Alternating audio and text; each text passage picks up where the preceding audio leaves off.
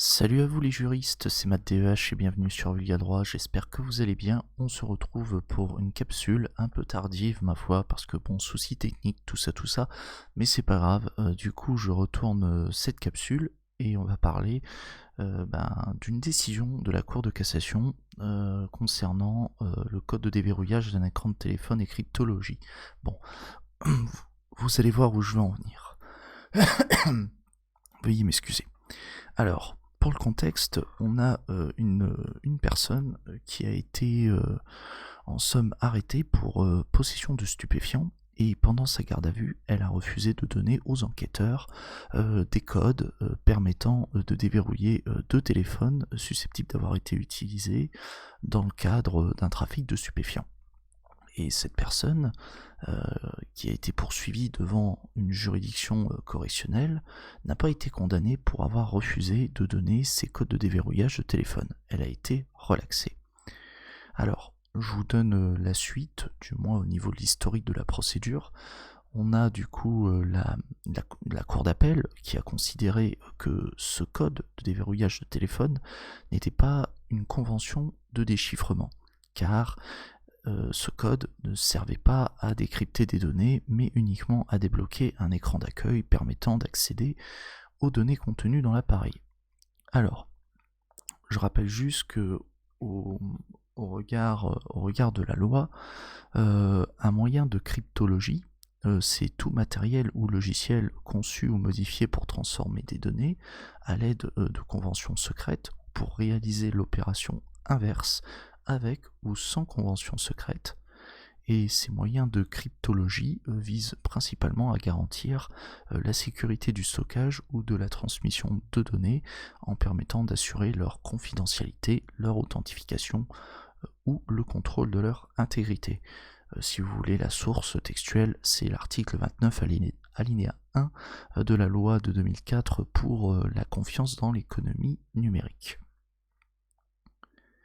En 2020, la chambre criminelle de la Cour de cassation a décidé de censurer cette décision. Elle a décidé de revenir dessus, et la Cour a jugé que le code de déverrouillage d'un téléphone pouvait constituer une clé de déchiffrement si l'appareil disposait d'un moyen de cryptologie.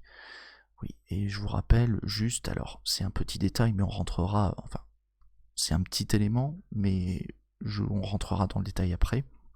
Mais sachez que si vous refusez de donner aux autorités l'accès à une convention de déchiffrement d'un moyen de cryptologie, alors que l'appareil qui est concerné par cette convention de déchiffrement aurait pu commettre une infraction, enfin aurait pu être utilisé pour commettre une infraction, c'est sanctionné pénalement, le fait de refuser de donner cette convention de déchiffrement. Voilà, mais on rentrera un peu plus dans le détail après.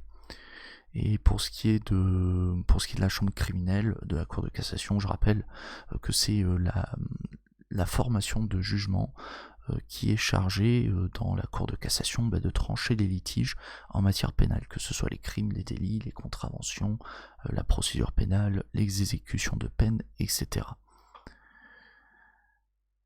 Donc, dans le communiqué de presse de la décision de la Cour de cassation, il est rappelé que certains téléphones sont équipés dès l'origine d'un dispositif nommé convention secrète de déchiffrement, et dont le but est de rendre incompréhensibles les informations contenues dans l'appareil.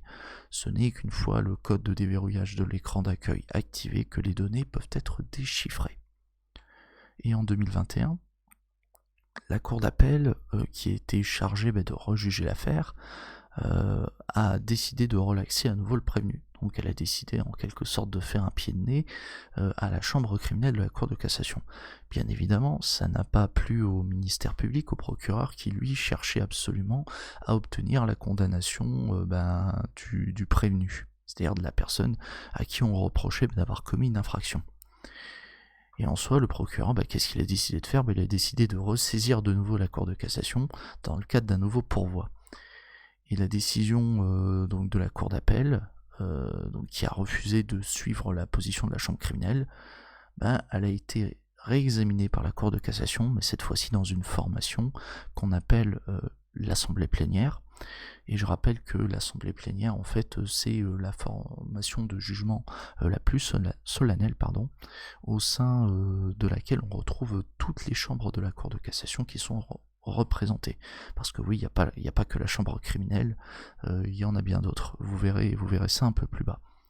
Et saisie de cette affaire, à nouveau, la Cour de cassation a dû répondre à la question suivante: est-ce que le code permettant de déverrouiller l'écran d'accueil d'un téléphone est-il ou non une convention secrète de déchiffrement d'un moyen cryptologie au sens de la loi pénale? Alors, la Cour rappelle qu'un moyen de cryptologie a pour but de rendre des informations incompréhensibles afin de sécuriser leur stockage ou leur transmission. Quant à la convention secrète de déchiffrement, elle permet de mettre au clair les données cryptées. Et lorsqu'un téléphone portable est équipé d'un moyen de cryptologie, le code de déverrouillage de son écran d'accueil peut constituer une clé de déchiffrement. Bien sûr, c'est à la condition que l'activation de ce code ait pour effet de mettre au clair les données cryptées que l'appareil contient ou auxquelles il donne accès. Dès lors, le détenteur du téléphone est tenu de donner aux enquêteurs le code de déverrouillage de l'écran d'accueil du téléphone, et ce, si plusieurs conditions sont respectées. Déjà, il faut que le téléphone portable contienne des données qui soient cryptées, illisibles. Il faut que l'accès aux données du téléphone soit possible avec avec le code de déverrouillage. Et le téléphone il faut que le téléphone ait été susceptible d'avoir été utilisé pour la préparation ou la commission d'un crime ou d'un délit, et le détenteur du téléphone doit être informé des conséquences pénales en cas de refus.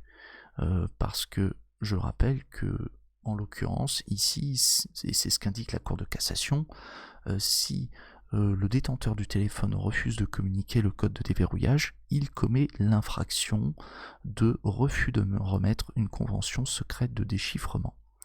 Alors, je rappelle que le fait de refuser de donner aux autorités judiciaires la convention secrète de déchiffrement, donc d'un moyen de cryptologie, donc susceptible d'avoir été utilisé pour préparer, faciliter ou commettre un crime ou un délit, c'est puni de 3 ans d'emprisonnement et de 270 000 € d'amende. Et sachez que cette peine, elle est aggravée si le refus qui est opposé par le détenteur du téléphone et on va dire manifeste justement ce refus, alors que cette information, donc à savoir la convention secrète de déchiffrement, elle aurait permis d'éviter la commission d'un crime, d'un délit ou d'en limiter les effets. Et là, comme je vous l'ai dit, la peine est aggravée, puisque là on passe à 5 ans d'emprisonnement et à 450 000 € d'amende. Voilà. Pour plus de détails, je vous renvoie à l'article 434-15-2 du Code pénal. En résumé, la Cour de cassation a à nouveau, si je puis dire, tapé sur les doigts de la Cour d'appel, et du coup il va y avoir une nouvelle cour d'appel qui va devoir rejuger l'affaire en tenant compte des précisions qui ont été apportées par la Cour de cassation. Surtout que là on est en assemblée plénière, ça déconne plus. Alors, sachez aussi, les juristes, que vous avez, comme je vous l'ai expliqué, il y a d'autres chambres de la Cour de cassation. Donc vous avez la première chambre civile qui traite de certains litiges en matière civile, savoir le droit des personnes et de la famille, protection des consommateurs, association, propriété mobilière, propriété intellectuelle, droit international privé. Vous avez la deuxième chambre civile qui, elle, s'occupe de tout ce qui est procédure civile, sécurité sociale, surendettement des particuliers, honoraires d'avocat, élection. Pour la troisième chambre civile de la Cour de casse, on est donc sur les litiges en matière de propriété immobilière, construction, copropriété, baux d'habitation, environnement et pollution. Pour la chambre commerciale et financière et économique, on est sur des litiges qui sont traités par la Cour de cassation en matière de banque, bourse, assurance crédit, concurrence, fonds de commerce, transport de marchandises, procédure collective et propriété industrielle. Bon, dans l'eau, vous rangez les brevets, les marques, etc. Et pour la chambre sociale, bon ben je pense que vous en avez peut-être déjà entendu parler, c'est tout ce qui concerne les litiges en matière de droit du travail, emploi et formation, relations collectives du travail et représentation du personnel, licenciement. Voilà. Bon, après, à côté de l'assemblée plénière, vous avez aussi la chambre mixte. Et la chambre mixte, alors c'est comme le kebab. Non, je déconne, c'était une blague de merde. En fait, la chambre mixte, elle est composée donc de magistrats d'une ou plusieurs, de plusieurs chambres, et elle siège lorsqu'une affaire pose une question juridique qui relève des attributions de plusieurs chambres de la Cour de cassation. Elle se réunit également si les chambres apportent ou sont susceptibles d'apporter des solutions divergentes à une question juridique. Et qu'est-ce qu'on a d'autre? Oui, la chambre mixte est aussi appelée à trancher des litiges en cas de partage de voix au sein de la chambre, qui a d'abord eu à traiter le pourvoi, et après bon, vous avez le procureur général qui peut la requérir avant l'ouverture des débats. Voilà. Bon. Sur ce, j'ai tout dit sur cette affaire donc de la Cour de cassation. Donc j'espère que ça vous a intéressé, les juristes de YouTube. Donc comme d'habitude, vous connaissez la chanson, le commentaire, le pouce, le partage, l'abonnement. Et si vous voulez, bon ben on se retrouve pour soit de nouvelles capsules, soit vous pouvez faire un tour sur Twitch pour débriefer avec moi des actualités juridiques. Bon, sur ce je vous laisse. Allez, à plus les juristes.